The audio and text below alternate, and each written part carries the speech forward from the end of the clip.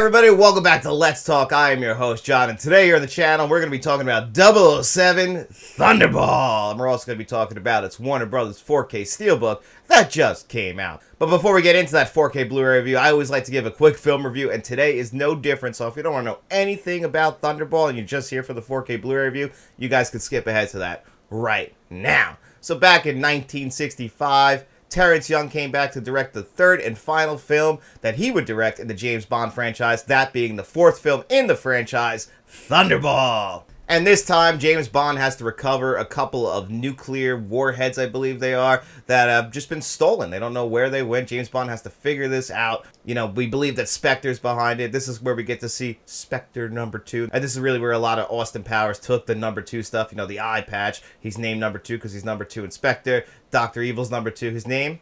Number 2.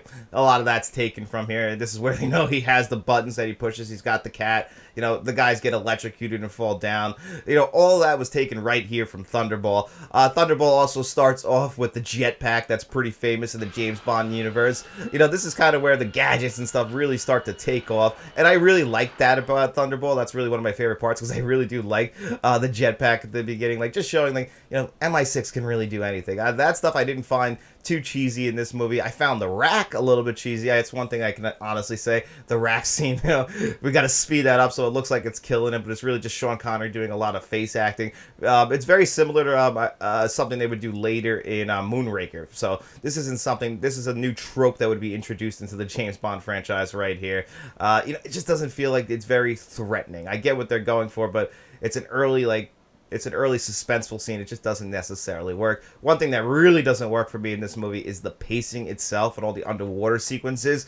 This is probably very ahead of its time for 1965. It's just when you watch this through 2025 lenses, I mean, man, those sequences can be very, very boring. This is where an editor would really help out. This movie's over 2 hours long. You could probably cut like 15 minutes just from a lot of the underwater sequences. I don't need to see the entire, you know, fighter jet being covered and everything like that. You know, there's some good edits that could be put in there, speed this sequence along, make it a little bit more entertaining. It's cool. I think that they probably didn't want to edit it down at the time because of the technology. This movie had a $9 million budget. That's the biggest by far for a James Bond film. It earned it after the last 3 films. We're only getting $1, $2, and $3 million and getting returns over $100 million at the box office, which this one also had a return of over $100 million at the box office as well. So when you're watching the movie, it shows on screen. This is by far the best looking. They clearly had the best technology because the aspect ratio changed to 2.35. It just looks more like a modern film, you know, compared to the first 3 films, which do feel a little bit low budget of the 1960s.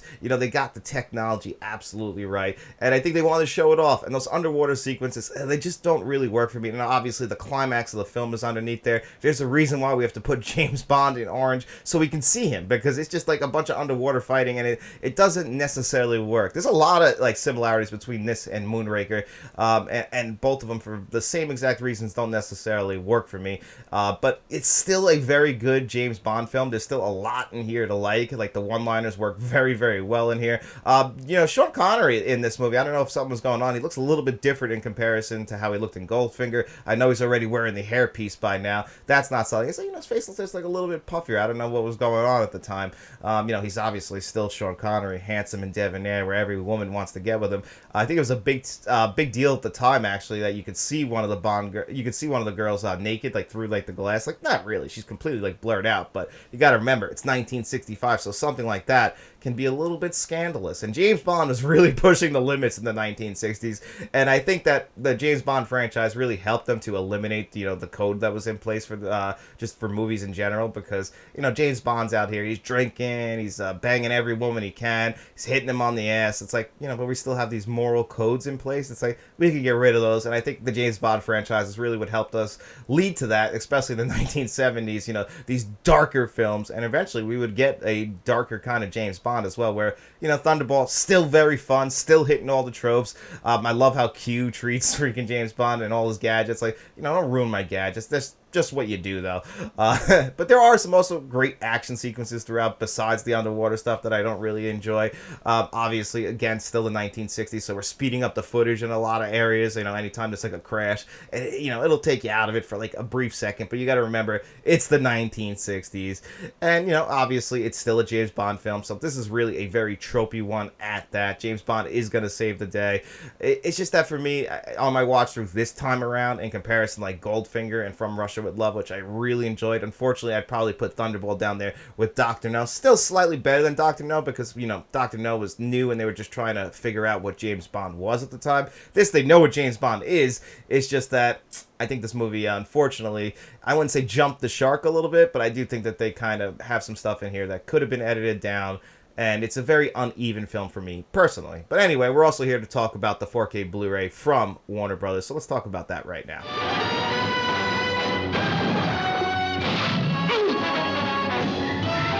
So this is the fourth 4K Blu-ray review we've done here, since this is the fourth film in the Sean Connery collection that I have right here. Again, I'll just show it off because I absolutely love it. The glossy parts, though, they're fingerprint magnets. That's one thing I've noticed over the days of watching these movies. We're going to come inside and we're going to pull out Thunderball. And we're going to be comparing the Thunderball in my Sean Connery collection volume 2 here, because they separated it into two parts for some reason. So this one's got, You Only Live Twice, Thunderball, and Diamonds Are Forever. So we'll come into here, we'll compare it to our brand new 4K Steelbook right here. On the back there you can see James Bond. I thought they would go to Bond Girl, but obviously the jetpack is iconic from this movie. Makes sense. You come inside, there's the disc. I'll pull it out, that way you guys can see number 2 right there, directing his men.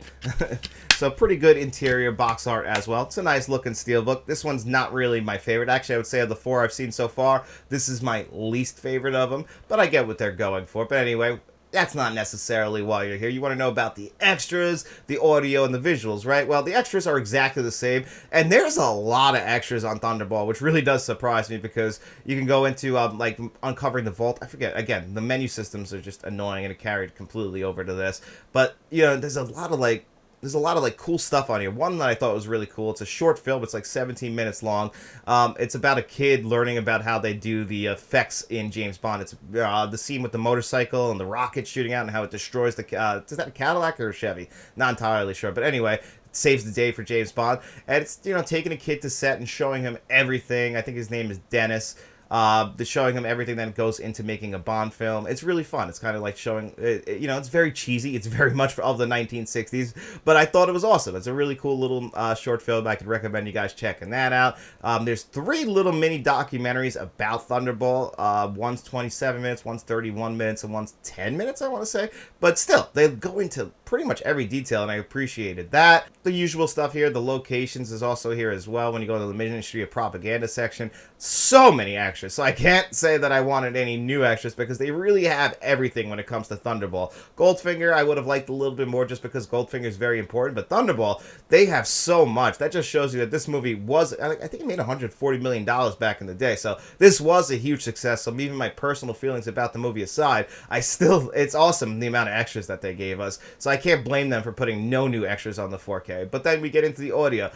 Just like the previous ones, you get the original audio if you want to listen to that, or you get the Dolby Atmos track. And this is the first Dolby Atmos track that felt like a true Dolby Atmos track. Like I said, the budget for this movie went from $3 million to $9 million, and the technology just shows. So obviously the source material is much, much better, and that translates right away, not into just the audio, but into the visuals as well. That this Dolby Atmos track, I mean, you can actually hear things moving around you. It felt like a true Dolby Atmos track. The audio was so much better in this movie, just in general, in comparison to the previous 3 Bond films. You can't blame Warner Brothers for those previous 3 audio tracks, just because, again, a lot of that's money at the time, the source material. There's only so much you can do. You just want that stuff crisp and clear for the most part, but they did give us new Dolby Atmos tracks. They are good, but this is the first one where I go, that's a really good audio track. It's not the greatest. I can't sit here and say it's the greatest, because, that's what always people jump to. It's like, is it the greatest? No. It's just a really good Dolby Atmos track. Now, the visuals did really stand out to me, and the previously released Blu-ray definitely used a little bit of DNR,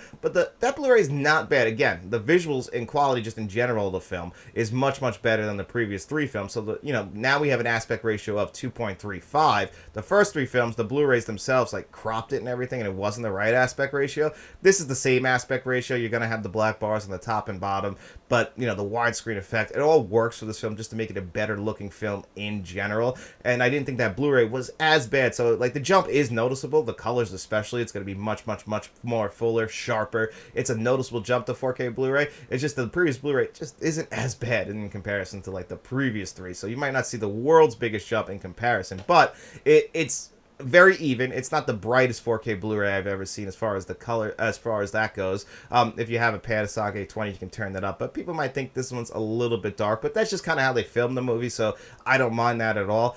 Overall, I thought the visuals were very, very good. I would say they're definitely the best so far, but a lot of that I'm going to give credit to the source material. I think Warner Brothers, did all these transfers the same, so a lot of it's just going to come down through the source material. But so far, I think Thunderball is the best looking and, the best sounding as far as the 4K Blu-rays go, as far as their quality. So if I was going to give this 4K Blu-ray for Thunderball a score of 1 to 10, I think I'm going to give Thunderball a very solid 8.5 out of 10. I thought it was a very good 4K Blu-ray release. It's just I didn't have the absolute love for this film like I had for the previous 2 Bond films, so it kind of felt like a little bit of a low, but I cannot deny the picture and audio quality. And again, those extras, definitely check them out as well. But anyway, guys, that's going to do it here for me in another episode of Let's Talk. I hope you enjoyed this episode, and if you did, don't forget that like button, hit that subscribe button, share this video if you could. We also have channel membership, so if you want to become a friend of the channel, a producer for the channel like John Doe Juggalo and Ben Rondo, you can do that. Or you can even become a channel director like Nicholas Head, Uncle V, Kevin Kruger, and Frank from Frank's Media and Reviews, or you could even become a channel bankroll member like Mr. Smelly Potato. I want to thank all of my channel members. I truly appreciate all of your support. But guys, if you got no money to throw away, please don't worry about it. I just hope you enjoyed the video, and if you did, get out in those streets, tell your friends about us, and then we'll be seeing you around.